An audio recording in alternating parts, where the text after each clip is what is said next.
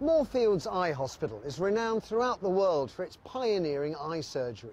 And 2 years ago, I went there to witness the start of a groundbreaking trial that saw completely blind people fitted with bionic eyes that gave them the first glimmer of vision.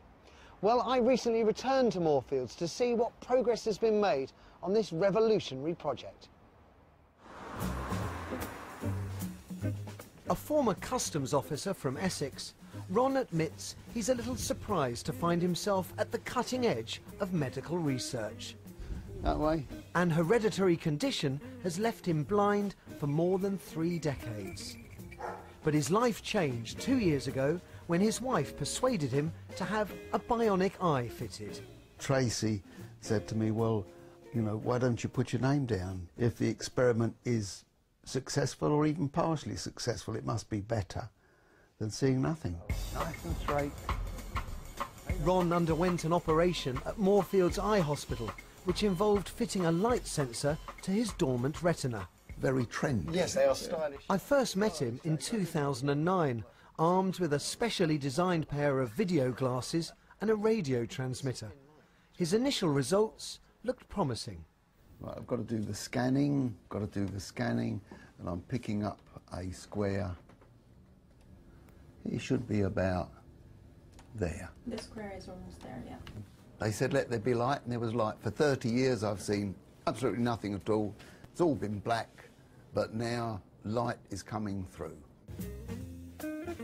We put the glasses on, mate. Kim then joined the pioneering trial after hearing Ron featured on Inside Out when we first covered the story 2 years ago. She suffers from the same condition, but has only been completely blind for the past 5 years. As soon as I heard the word retinitis pigmentosa, automatically my ears pricked up. What I'm looking for now is a flash, which will indicate to me that I found the line. And Ron was talking, and he walked the white line and sorted socks, and I thought, I think I'd like to do that. Hello, Ron. How are Hello, you? Matthew. Lovely. Today I'm back at Moorfields to find out how the two of them have been progressing. It must be about 2 years ago. Tis 2 years And ago. I can remember that one of the things you said was that you hoped that you might be able to go outside and pick out the moon at Yes, night. I did. Tracy called me one evening and she said, you must come and see if you can see this. I went into the garden and she said, now just scan the sky in that direction. I saw the moon, but obviously it was just a flash of light. It brought a tear to my eye. Look up. Ron is one of 30 guinea pigs from all over the world who have had the bionic eye implant. Since the trial began, he has been coming to hospital every couple of weeks for regular assessments, designed to help researchers perfect the equipment.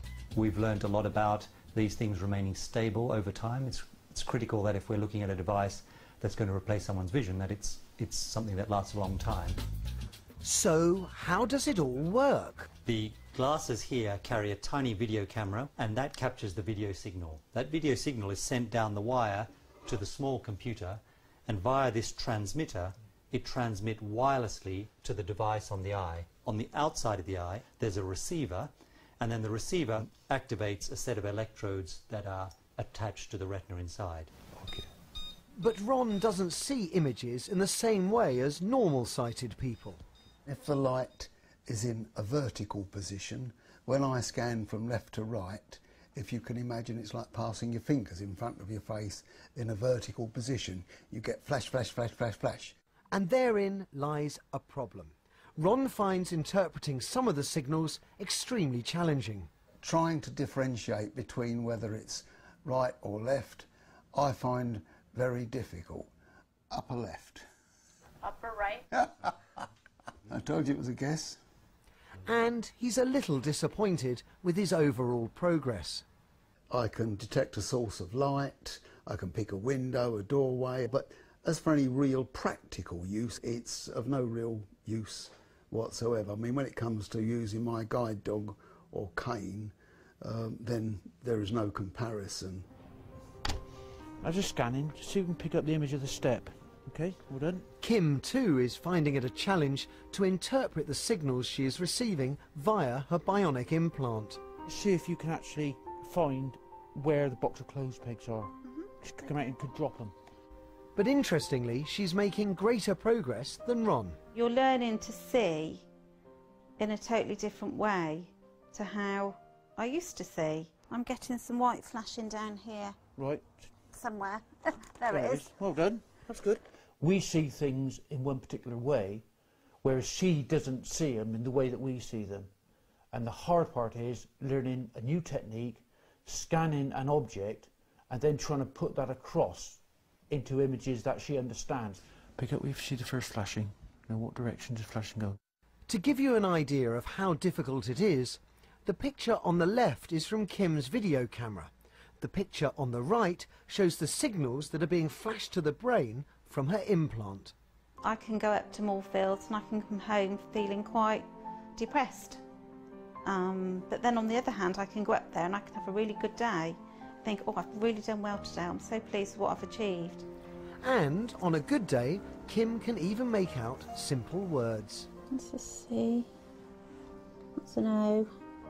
It may take her a little time, Top cat. but for someone who is completely blind, it is nothing short of a minor miracle. Yes, it's nice when you can achieve something.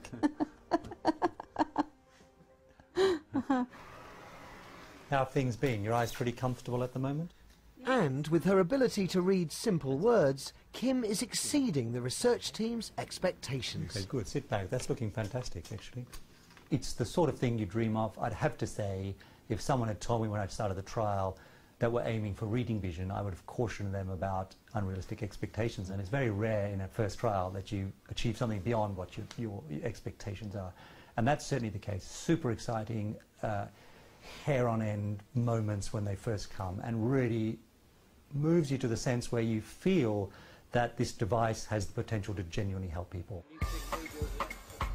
The trial has another 2 years to run, and both Ron and Kim are keen to continue with the programme. One key difference between the two is the length of time they've each been blind for. Someone who's been blind for 30 years, like Ron had, have really sorted out their lives. The things they can do with their guide dog and cane and arranging the house are really well stabilised. It's very difficult to break into that life. That's not in there, is Yeah, it? Christine, pick it up. There it is. Whereas someone like Kim, who's been blind for a shorter life, is still finding ways to decide what they can do and are much more responsive to that. The trial has another 2 years to run, and both Ron and Kim are keen to continue with the programme. Correct.